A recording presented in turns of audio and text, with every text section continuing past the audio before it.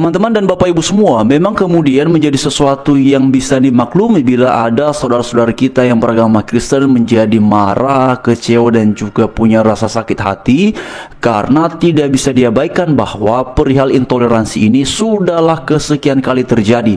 Dan satu hal yang kemudian juga tidak bisa diabaikan mengenai sebuah kenyataan yang pahit dan memilukan ini, bahwa manakala terjadi tindakan intoleransi, umumnya yang kemudian terkena dampaknya ataupun yang menjadi korban atas situasi itu adalah saudara-saudara kita yang beragama Kristen. Ada banyak sekali teman-teman dari timur, dari Flores, Manado, bahkan dari Papua sendiri mengatakan bahwa mereka akan merencanakan pembalasan di timur sana. Ada banyak video-video kita lihat ya, bahkan banyak juga komen-komen yang kita baca di setiap video yang viral kemarin. Ada banyak komen-komen dari teman kita dari timur mewakili perasaan mereka yang kecewa, marah, dan ingin membalas ya teman-teman. Dan ada juga inbox yang masuk kepada saya seperti ini. Nah, ini salah satu teman kita dari timur ya guys, inbox saya. Malam kakakku yang tercinta, kami akan balas sampai di mana mereka berada. Apalagi di sini banyak orang Padang, banyak. Kami akan, baca aja sendiri guys. Jadi dia udah kayak kerasukan setan dan ini mewakili dirinya dan orang-orang di timur sana guys. Walaupun saya sudah memberi dia nasihat, tapi dia masih dendam sekali melihat perbuatan pembubaran ibadah kemarin guys. Jadi semuanya ini sangat mewakili suara orang-orang yang dari timur sana. Mereka 99% di sana adalah Kristen, tetapi begitu bebasnya orang-orang non-Kristen untuk beribadah, bahkan masang toa juga bebas. Tapi ketika kebaikan mereka, toleransi mereka justru dibalaskan dengan pembubaran ibadah. Walaupun itu di Sumatera, di Padang ya teman-teman, di Jawa. Jadi semuanya itu sangat mewakili hati mereka, bahkan mewakili hati orang-orang Kristen pada umumnya. Jadi perkara ini udah berat sekali guys, berat sekali. Kalau pemerintah tidak bertindak tegas, kemungkinan besar akan terjadi pembalasan di bagian timur ya. Tapi saya mau katakan teman-teman. Oke, teman-teman dan Bapak Ibu sekalian, itulah sebabnya saya secara pribadi sangat berharap mengenai tindakan yang nyata dan konkret serta relevan dari pemerintah, dari para penegak hukum mengenai tindakan-tindakan intoleransi ini yang masih terjadi di bangsa kita Indonesia.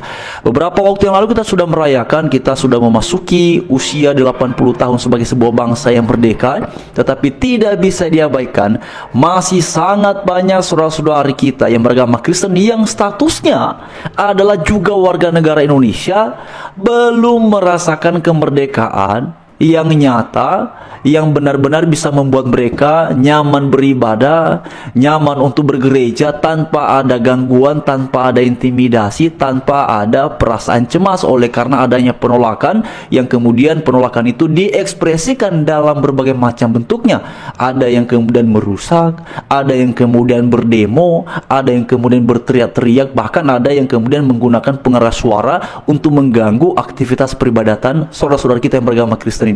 Dan ini sudah terjadi kesekian kali teman-teman. Bukan hanya puluhan, bukan hanya belasan, tetapi sudah ratusan kali Bapak Ibu sekalian. Nah, kalau kita tadi menyimak apa yang disampaikan oleh abang ya, ataupun kakak yang sudah kita dengarkan tadi dalam sebuah cuplikan video, beliau menceritakan mengenai ada orang-orang yang kemudian menyampaikan rasa marah, rasa kecewa atas peristiwa yang terjadi pada beberapa waktu yang lalu itu. Bagi saya secara pribadi menjadi marah atas situasi yang seperti itu lumrah sekali ya, itu wajar sekali. Tapi sekali lagi saya mau ingatkan, jangan sampai melakukan hal yang sama, karena teman-teman dan Bapak Ibu sekalian, seperti yang tadi di bagian awal saya katakan, Tuhan Yesus mengajar kita tidak demikian ya. Memang perasaan cemas seperti ini pada akhirnya haruslah kita taklukkan, tundukkan pada kebenaran firman yang mengajarkan kita kasihilah sesama manusia seperti dirimu sendiri, dan juga mengajarkan kita untuk memberkati bahkan mendoakan mereka yang berperilaku tidak adil.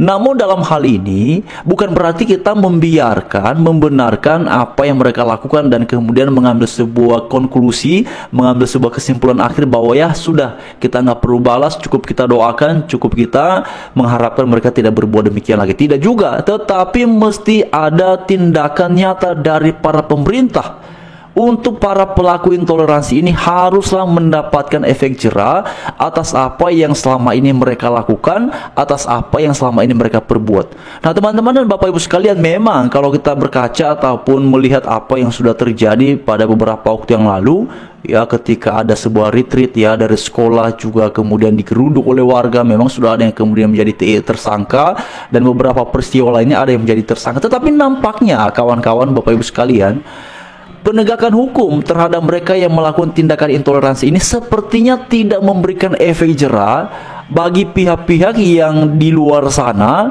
juga memang pada dasarnya adalah orang-orang intoleran. Sehingga kemudian peristiwa yang sama terus saja terjadi meskipun di tempat yang tidak sama. Artinya kalau bisa kita melihat hari ini atau minggu ini ada terjadi di daerah A, tiba-tiba terjadi lagi di daerah yang lain, tiba-tiba terjadi lagi di daerah yang lebih jauh, dan segala macamnya. Terus saja, ini seperti sebuah siklus. Jadi kalau bukan di titik A, terjadilah di titik B. Kalau bukan di titik B, terjadilah itu di titik C, dan seterusnya. Dan sekali lagi, kerap kali yang kemudian menerima perlakuan tidak adil dan intoleran ini adalah saudara-saudara kita yang beragama Kristen. Oleh karena itulah berharap juga kepada lembaga-lembaga gereja dimanapun berada, lembaga-lembaga Kristen untuk mengambil sikap dan bersatu hati, ya, kesampingkanlah dulu denominasi yang berbeda, kesampingkanlah dulu doktrin, dogma, pengajaran yang tidak sama, tetapi kita bersatu hati sebagai anggota tubuh Kristus yang dipersatukan oleh Kristus, bersama-sama menyuarakan. Dan bagi saudara yang punya akses ke dalam pemerintahan untuk menyuarakan hal ini secara langsung, baiklah kemudian disampaikan, dibicarakan. Tapi sebenarnya teman-teman, ini menjadi tidak sederhana. Mengapa saya katakan demikian? Kita memperhatikan ya, pada beberapa waktu yang lalu itu bahkan juga Pak Gibran turun tangan ya. Beliau sampai datang ke sana, lalu kemudian melihat mengenai kondisi dari anak-anak yang menjadi korban atas tindakan intoleransi ini. Tapi sebenarnya masih terjadi di tempat lain. Pak Prabowo Subianto juga sudah sampaikan dalam beberapa kesempatan, saya lihat ya, beliau menyampaikan mengenai hal toleransi ini haruslah dikedepankan. Bangsa ini bangsa yang beragam, kita harus saling ya menopang antara satu dengan yang lainnya. Tapi intoleransi juga masih terjadi. Nah ini yang kemudian menjadi tanda tanya. Ya memang pada akhirnya kita juga berharap kepada Pak Menteri Agama. Dan memang beberapa waktu yang lalu ya, ada dari sekian kasus yang banyak, ada satu kali saya melihat Pak Menteri Agama berbicara mengenai hal itu, dan kemudian beliau bicara mengenai kurikulum cinta. Teman-teman sekalian, saya nggak tahu ya pertimbangan apa yang kemudian dipikirkan oleh Pak Menteri Agama mengenai usulan ataupun kemudian mengenai tercetusnya ide kurikulum cinta sebagai solusi atas ataupun sebagai tindakan preventif ya atas intoleransi yang kerap kali terjadi ini. Kalau saya sih melihatnya sebenarnya menjadi jalan keluar ataupun solusi yang paling nyata hari ini adalah penerapan regulasi. Yang pertama mengenai SKB 2 Menteri tentang pendirian rumah ibadah yang kerap kali dipakai sebagai dalil, sebagai alasan untuk melakukan aksi penolakan